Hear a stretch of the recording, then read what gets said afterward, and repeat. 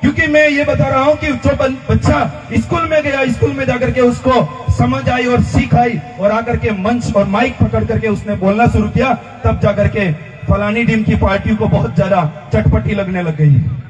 क्यों हो रहा है ये?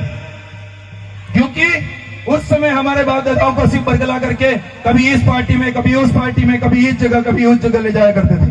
आप देख लीजिए, किसी भी पार्टी के बड़े बड़े सभा होती है, उसके अंदर सबसे ज्यादा आदिवासी लोगों को भर करके ले जाया जाता है और दूसरे समाज के लोग होते हैं नेतृत्व करने के लिए यहाँ पर बैठे हुए होते हैं। क्यों हो रहा है ये हमारे साथ?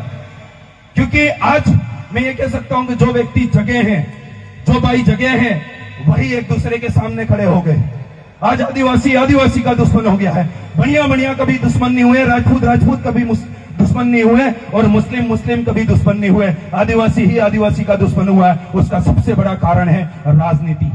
राजनीति की वजह से ही वो एक दूसरे का दुश्मन हुआ है। इसलिए ये ऐसी राजनीति को, ऐसी घटिया राजनीति को हमको जड़ से खत्म और जड़ से उखाड़ करके फेंकने की जरूरत है। उसके लिए हमें ये सामाजिक मंच तैयार है, उस मंच के मार्फत से हमको जन जागरण करने की जरूरत है। इसलिए साथियों, ज्यादा नहीं कह करके, मुझे चिट्ठी भी आ गई है, समय का बहुत अभाव है, बहुत सारे बाहर के वक्ता आए हैं, हमें भी उन वक्ताओं को सुनना है।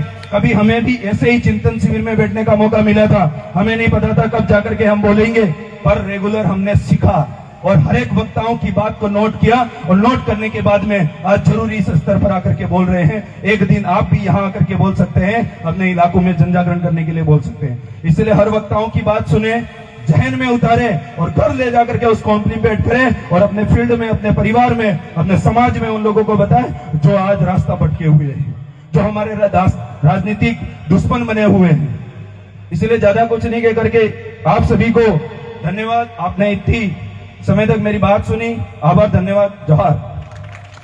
बहुत बढ़िया जीतू भाई, आपने बताया कि